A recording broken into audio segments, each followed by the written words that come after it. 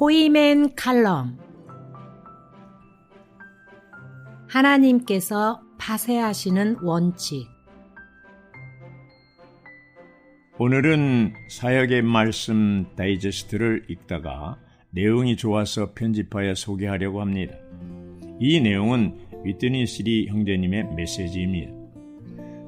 전에 오츠마니 형제님의 자의 파쇄와 영의 해방이라는 책을 소개한 적이 있는데 오늘 내용은 다른 각도에서 파쇄를 다루고 있습니다. 파쇄의 의미. 파쇄는 우리의 타고난 존재에 속한 것을 제거하고 주님께 속한 것을 더하는 것입니다. 타고난 사람에게는 선하고 귀한 것이 아주 많을지라도 하나님은 반드시 이 선하고 귀한 것들을 허물어뜨리시고 끝내시는 것이 파쇄입니다. 욥을 다루시는 하나님에게서 우리는 그것을 봅니다. 하나님의 손에 유용한 사람은 모두 하나님의 파쇄를 통과한 사람입니다. 많은 경우에 하나님이 파쇄하시는 일은 성령의 징계와 십자가의 파쇄보다 더 깊습니다. 이제 우리는 하나님의 파쇄하시는 일을 보다 철저하게 다루고자 합니다. 하나님에 의해 파쇄된 사람이 되려면 첫째, 그분의 구속의 일에 협력해야 합니다. 하나님을 섬기는 일과 관련된 모든 일의 기초는 하나님과 사람의 협력에 달려 있습니다. 둘째, 모든 영적인 일은 반드시 죽음과 부활을 거쳐야 합니다. 죽음과 부활을 거치지 않은 것은 무엇이든지 다듬어지지 않은 거친 돌과 같습니다. 셋째, 파쇄되지 않은 사람은 결코 신뢰할 수 없는 사람입니다. 하나님에 의해 파쇄되지 않은 사람은 하나님이 일해서 그분의 신뢰를 받을 수 없습니다. 심지어 사람들에게도 그런 사람은 신뢰를 받지 못합니다. 넷째, 파쇄되지 않은 사람은 결코 하나님의 뜻대로 행할 수 없습니다. 하나님의 뜻대로 행하는 사람은 하나님에 의해 파쇄된 사람입니다. 우리는 하나님에 의해 파쇄된 사람이 되어야 합니다. 그럴 때 주님께 유용한 사람들이 될 수 있습니다. 우리는 이 네 가지 원칙을 견고히 붙잡아야 합니다. 아브라함과 다윗을 통하여 그리스도를 모셔옴. 성경에서 보면 유대인들은 그들의 조상 중에서 아브라함과 다윗 두 사람을 중요시합니다. 유대인들은 모세에게 큰 의미를 두지만 그를 조상이라고 부르지 않습니다. 그들은 아브라함과 다윗만을 그들의 조상이라고 부릅니다. 신약 성경 마태복음 1장 1절은 예수 그리스도의 계보이다. 그분은 다윗의 자손이시요 아브라함의 자손이시다라고 말합니다. 이것은 주 예수님께서 두 사람을 통해 이 땅에 오실 수 있었다는 것을 보여줍니다. 다시 말하면 하나님께서 육체가 되시어 사람들 가운데 오실 수 있었던 것은 이 땅에서 두 사람 곧 아브라함과 다윗의 협력을 얻으셨기 때문입니다. 이것은 아브라함과 다윗이 하나님과 협력했다는 의미입니다. 그러므로 우리는 아브라함과 다윗 이 두 사람의 생명이 어떠했는지를 보아야 합니다. 아브라함의 생명은 믿음의 생명을 상징함. 아브라함의 생명은 믿음의 생명을 상징합니다. 성경에서 아브라함은 믿음의 조상으로 여겨집니다. 이것은 아브라함이 믿음의 시작이었고 그에게서 믿음의 생명이 시작되었다는 것을 보여줍니다. 참으로 그리스도를 이 땅에 모셔올 수 있는 생명은 바로 믿음의 생명입니다. 믿음은 사람이 하나님을 접촉하고 하나님을 마주 대할 수 있게 합니다. 그러므로 아브라함은 하나님의 친구라고 불렀습니다. 오직 믿음이 있는 사람만이 하나님의 친구가 될 수 있고 하나님을 마주 대할 수 있습니다. 다윗의 생명은 파쇄된 생명을 상징함. 다윗의 생명은 파쇄된 생명을 상징합니다. 성경에는 파쇄됨이라는 단어가 없지만 우리는 성경의 기록을 통해 아브라함은 하나님을 믿은 사람이며 다윗은 하나님에 의해 파쇄된 사람임을 볼 수 있습니다. 다윗은 일생 동안 하나님에 의해 파쇄된 사람입니다. 그래서 그는 하나님의 마음에 맞는 사람이 될 수 있었습니다. 성경의 기록에 따르면 하나님은 다윗이 태어날 때부터 파쇄하는 일을 하셨습니다. 유대인은 맏아들을 매우 중시합니다. 따라서 장자는 특별한 위치에 있습니다. 다윗은 막내 아들이었고 가장 업신여김을 받았습니다. 사무엘이 이새의 아들에게 기름을 부으려고 할 때 이새는 7 아들을 집안에 남겨두었지만 다윗은 양을 치게 하였습니다. 이것을 보면 우리는 다윗의 아버지가 평상시에 그를 어떻게 대했는지를 알 수 있습니다. 다윗이 그곳에 있든지 없든지는 그의 아버지에게 중요하지 않습니다. 그날은 사무엘의 방문이 있는 날이었고 좋은 음식이 준비되어 있었습니다. 그러나 이새는 막내 아들을 밖으로 내보냈습니다. 그뿐 아니라 다윗의 아버지는 다윗의 체구가 형들의 건장한 체구에 미치지 못하는데도 그에게 양을 치게 하였습니다. 이것은 다윗이 아버지에게 얼마나 낮은 평가를 받았는지를 보여줍니다. 이새의 7 아들이 하나하나 사무엘 앞을 지나갔지만 여호와의 영은 사무엘에게 이들 중에는 여호와께 선택하신 이가 없다고 말씀하셨습니다. 사무엘은 이새에게 이 아들들이 전부입니까? 라고 물었습니다. 이새는 막내가 있기는 하지만 지금 양을 치고 있습니다. 라고 대답했습니다. 사무엘은 이새에게 사람을 보내어 그를 데려오십시오. 그가 여기에 오기 전에는 우리가 자리에 앉을 수 없습니다. 라고 말했습니다. 다윗이 도착하자 여호와는 사무엘에게 바로 이 사람이니 일어나 그에게 기름을 부어라 라고 말씀하셨습니다. 성경에서 이 부분을 읽을 때 우리는 성령께서 말씀하고자 하시는 중점을 읽어내야 합니다. 다윗은 태어난 그날부터 사람에게 업신여김을 받았습니다. 그는 남에게 업신여김을 받은 것이 아니라 자신이 아버지에게 업신여김을 받은 것입니다. 심지어 집에서 잔치를 베풀어 함께 즐길 때 아버지는 그를 내보냈습니다. 그날 다윗은 분명 눈물을 삼켰을 것입니다. 온 가족이 신혼자가 집에 올 것을 알았고 연회도 마련됐지만 다윗은 양을 치러 나가야만 했습니다. 그러나 다윗은 아무런 반응이 없었고 아버지에 대해 불평하는 말을 하지 않고 그대로 순종했습니다. 그는 개인적인 바람이나 욕심이 없었습니다. 다윗이 골리앗을 죽임. 구약에서 하나님께서 찾아내신 그분의 마음에 맞는 첫 번째 사람은 다윗이었습니다. 사울은 순종하지 않아서 버리셨지만 다윗은 내 마음에 맞는 사람이라고 하시면서 기름을 부었습니다. 다윗은 기름 부음을 받았어도 언제 왕이 될지는 몰랐습니다. 어느 날 이새는 다윗에게 진영 안에 있는 형들에게 음식을 가져다 주고 그들이 어떻게 지내는지 보고 나서 증표를 가져오라고 하였습니다. 다윗이 전선에 도착했을 때 그의 맏형 엘리압은 다윗에게 화를 내며 말하였습니다. 어쩌자고 여기에 내려왔느냐? 광야에 있는 그 몇 마리 양은 누구에게 맡겠느냐? 전쟁 구경을 하러 내려온 너희 교만과 악한 마음을 내가 다 안다 라고 무시하는 말을 했습니다. 이것은 다윗이 기름 부음을 받은 후에도 여전히 형들의 업신여김을 받았다는 것을 보여줍니다. 다윗이 자원하여 골리앗과 싸우려고 하자 사울은 다윗이 너무 어리기 때문에 안 된다고 했습니다. 다윗은 이 종은 아버지의 양을 치면서 사자나 곰이 와서 양떼 중에 어린 양을 잡아가면 뒤쫓아가 때려눕히고 어린 양을 그 입에서 구하곤 했습니다. 만일 그 맹수가 일어나 저에게 달려들면 저는 수염을 잡고 쳐 죽였습니다.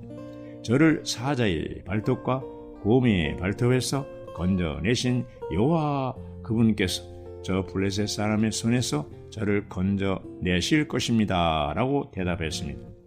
그래서 사울은 다윗을 내보냈습니다. 나가서 다윗은 골리앗을 죽였습니다. 그러자 사울은 다윗을 아버지의 집으로 보내지 않았습니다. 몇 번의 전쟁이 끝난 후에 이스라엘 모든 마을에서 여자들이 나와 기뻐하며 손과 현악기에 맞춰 흥겨운 노래를 부르고 춤을 추었습니다. 여자들은 이렇게 노래하였습니다. 사울은 수천을 쳐 죽였지만 다윗은 수만을 쳐 죽였다네. 다윗은 이 칭찬에 영향을 받지 않았지만 사울은 영향을 받았습니다. 이것은 솔로몬이 칭찬은 사람을 시험한다는 말대로 사울은 시험을 통과하지 못했습니다. 사울이 다윗을 죽이려고 함. 그때부터 사울은 다윗을 죽이려고 결심했습니다. 다윗은 몸을 숨길 곳이 없었습니다.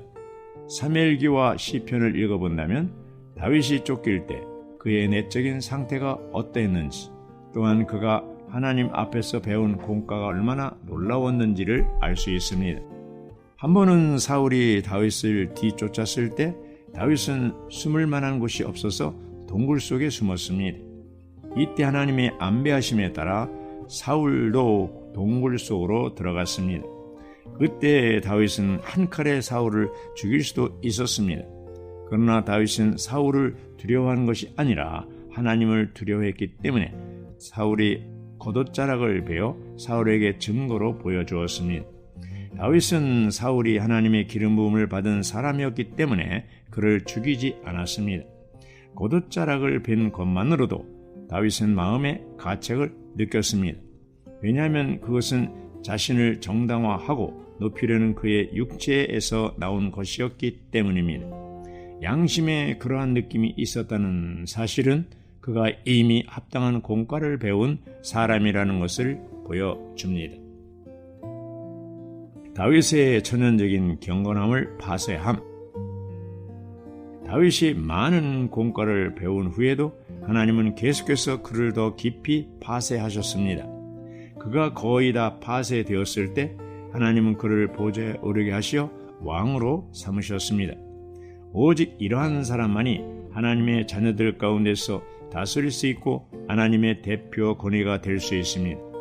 그러나 다윗은 천연적인 경건함을 아직 그대로 갖고 있었기 때문에 여전히 더 많은 파쇄가 필요했습니다.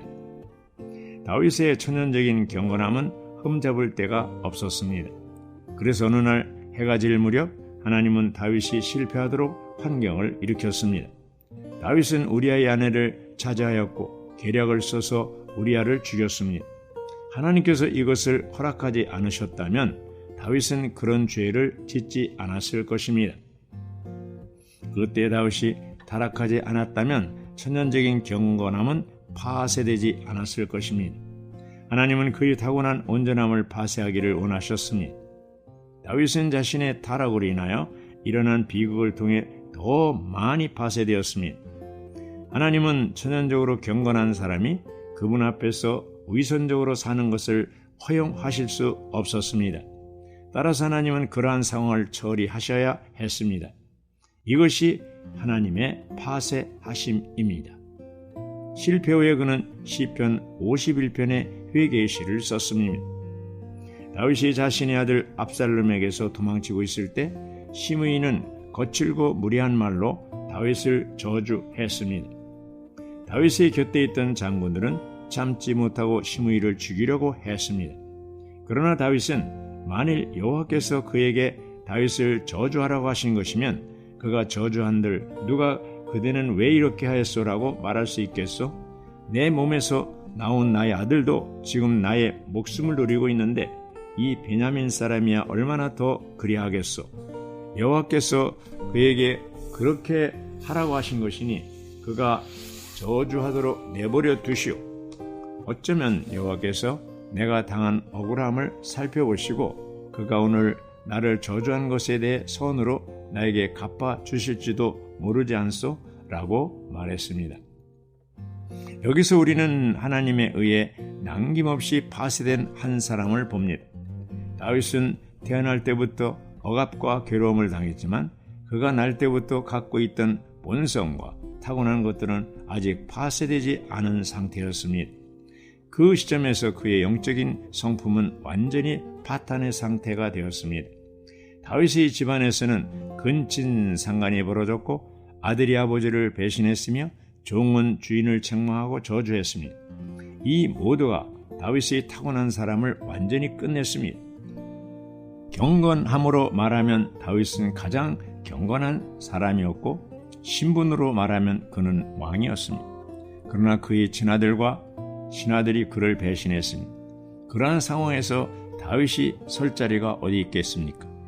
그는 완전히 실패했고 남김없이 허물어졌습니다. 사람의 유용성은 하나님에 의해 파쇄된 정도에 달려 있음. 하나님의 긍휼이 없다면 우리는 쉽게 죄를 짓고 넘어질 것입니다.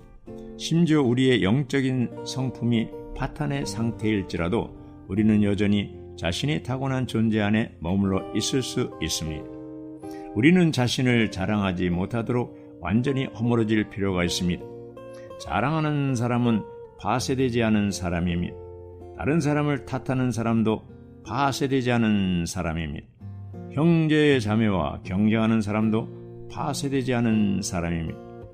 파쇄되지 않은 사람은 항상 교회와 일 가운데서 의견을 내세우고 사람과 다투기를 좋아합니다. 그는 자신이 모든 것을 할 수 있다고 생각하며 다른 사람들보다 더 잘할 수 있다고 생각합니다. 젊은이들뿐 아니라 연장아이들 중에서도 그러한 사람이 있습니다.